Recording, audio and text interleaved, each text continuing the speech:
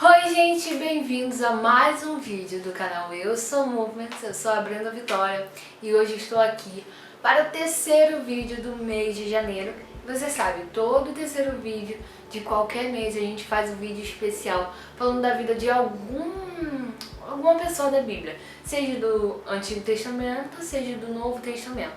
E às vezes a gente fala, né? A gente já falou sobre Paulo, já falou sobre José, sobre Davi. Ah, mas quem? Eu não tô lembrada aqui não. Mas a gente já falou de bastante gente. E também a gente falou de muita gente já conhecida, como eu disse. Paulo é muito conhecido, todo mundo conhece Paulo. José, todo mundo conhece José, o governador do Egito, levantado por Deus. Mas quem? Davi, o rei de Israel, o melhor rei de Israel. Se vocês também quiserem acompanhar um desses vídeos, é só aqui no link da descrição, eu procurar no canal mesmo e você vai achar nessas séries especiais. Mas hoje a gente vai falar sobre um personagem que não é tão conhecido, mas está presente na Bíblia e também foi muito importante para uma das igrejas. Você sabe já quem é? Primeira dica, era do Novo Testamento. Segunda dica, não era tão conhecido. Terceira dica é que ele foi muito importante para a igreja de Corinto. Sabe quem é? Então hoje no vídeo especial você vai acompanhar agora quem era Apolo. Apolo foi um judeu natural de Alexandria, um renomado centro acadêmico da época. A maior descrição bíblica sobre ele está no livro de Atos dos Apóstolos, capítulo 18, 24 ao 18 e capítulo 19, 1. Além dessa passagem, ele é citado algumas vezes em 1 Coríntios, capítulo 1, do 12, capítulo 3, do 4 ao 6, 22, versículo 22, capítulo 4 e 6, versículo 6, e capítulo 16, versículo 12. E Tito, capítulo 3 e versículo 13. Seu nome Apolo é uma abreviação de Apolônio. Com base no texto dos livros de Atos, sabendo que Apolo chegou em Éfeso por volta de 52 d.C., depois que o apóstolo Paulo já havia partido dali para a Palestina, seguindo depois para outras regiões. Atos, capítulo 18, versículo 21 a 23. Apolo era um eloquente pregador e possuía um profundo conhecimento do Antigo Testamento. Ele também havia sido instruído no caminho do Senhor. Atos, capítulo 18, versículo 25. E Atos, capítulo 9, versículo 2. E capítulo 19, versículo 9. Ou seja, ele conhecia a história e os ensinamentos de Jesus. É possível que ele tenha adquirido tal conhecimento acerca de Cristo em sua própria cidade, Alexandria. Algumas tradições sugerem que ele possa ter sido um dos 70 discípulos citados no Evangelho de Lucas, capítulo 10. Entretanto, não há qualquer evidência que comprove tal afirmação. Apolo pregava fervorosamente, ensinando diligentemente tudo o que sabia sobre o Senhor. Atos, capítulo 8, versículo 25. Porém, Apolo conhecia apenas o batismo de João. Priscila e Aquila, que chegaram a Éfeso, acompanhado de Apolo, do apóstolo Paulo, Atos 18, versículo 18 e 19, ouviram a pregação de Apolo e perceberam que, apesar de correta, sua mensagem estava incompleta.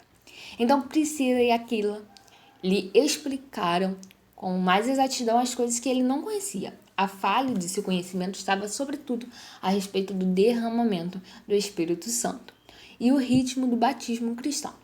Talvez a situação de Apolo fosse semelhante aos dos discípulos encontrados por Paulo em Éfeso, Atos 19, 2 ao 3. Apolo e Paulo. O apóstolo Paulo havia ficado 1 ano e 6 meses ensinando a palavra de Deus em Corinto, Atos 18, 11, plantando ali uma igreja. Apolo, por sua vez, foi o sucessor de Paulo naquela igreja.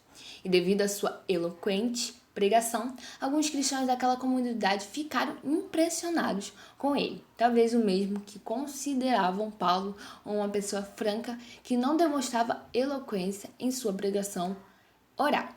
1 Coríntios, capítulo 2, versículo 1, e 2 Coríntios, capítulo 10, versículo 10, e capítulo 11, versículo 6. Logo começaram a surgir facções na igreja de Corinto. Alguns se diziam imitadores de Paulo, outros de Apolo, outros de Pedro, Cefas e outros do próprio Cristo. 1 Coríntios, capítulo 1, versículo 12. De um ponto de vista humano, segundo o próprio Paulo escreveu, podemos dizer que Paulo havia sido superado por Apolo no púlpito de Corinto.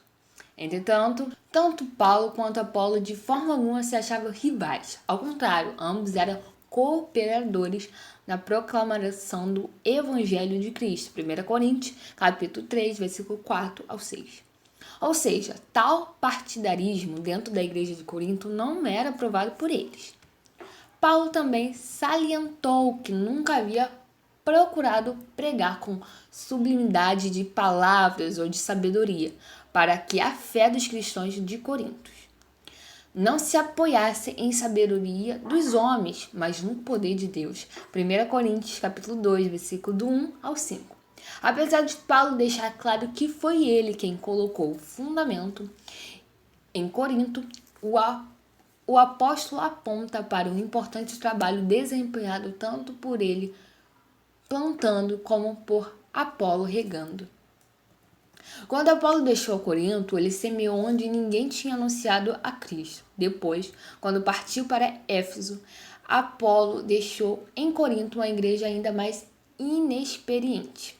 E Apolo foi o responsável por regar o que Apolo havia plantado. De qualquer forma, no capítulo 13 de 1 Coríntios, fica evidente o objetivo de Paulo de mostrar que ambos eram apenas servos de Cristo, por meio das quais aqueles irmãos tinham se tornado crentes. 1 Coríntios 3, 5. Ainda em 1 Coríntios, capítulo 16, versículo 12, Paulo escreveu dizendo que havia pedido muito que Apolo fosse visitar a igreja de Corinto, porém o mesmo não teve vontade de ir. Muito provável a recusa de Apolo em ir ter com os cristãos daquela cidade tenha ocorrido devido a tais tensões que existiam dentro da igreja, do modo que ele não queria alimentar esse tipo de sentimento partidário presente em alguns dali. Finalmente, Apolo parece ter estado com Tito em Creta em algum momento posterior, segundo o texto de Tito, capítulo 3, versículo 13. Apolo e a Epístola aos Hebreus. A autoria de Epístola aos Hebreus tem sido um mistério que até hoje ninguém conseguiu resolver.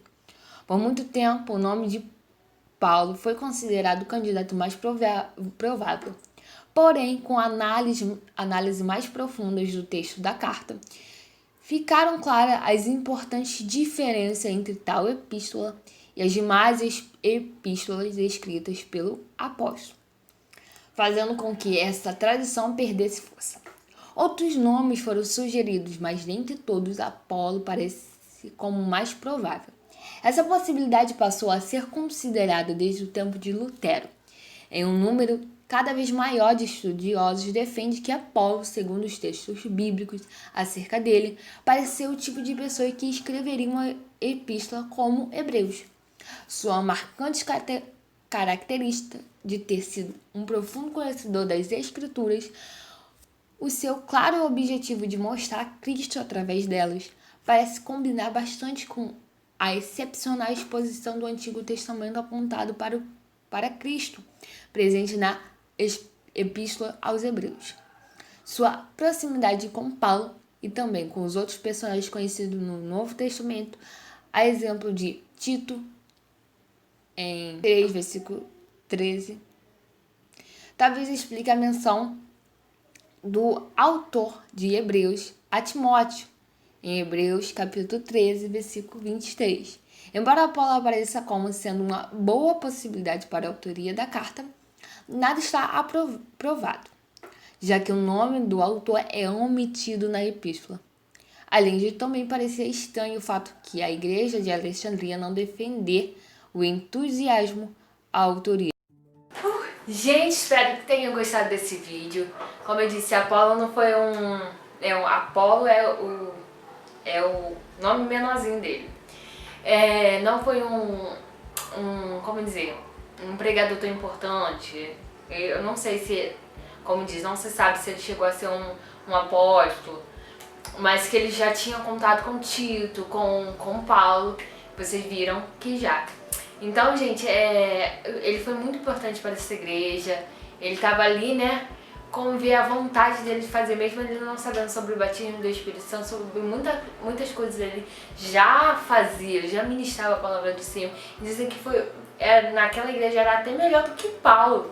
Espero que vocês tenham gostado desse vídeo. Se vocês quiserem mais vídeos sobre esse, de personagens não tão conhecidos, mas muito fundamentais na igreja cristã daquela época. Espero que vocês tenham gostado desse vídeo. Até o próximo vídeo, que vai ser vídeos de teoria bíblica. E deixe o seu like, deixe seu compartilhamento, compartilha para os seus amigos, parentes, para todo mundo. Nos ajude a aumentar esse canal. Mas o que? Dá like, compartilha e se inscreva nesse canal, gente. A gente já tá com 91 inscritos, já falta pouquinho para 100 inscritos. Vamos fazer esse canal crescer e o evangelho ser levado a toda criatura, como diz a palavra do Senhor, gente. Até o próximo vídeo. Tchau.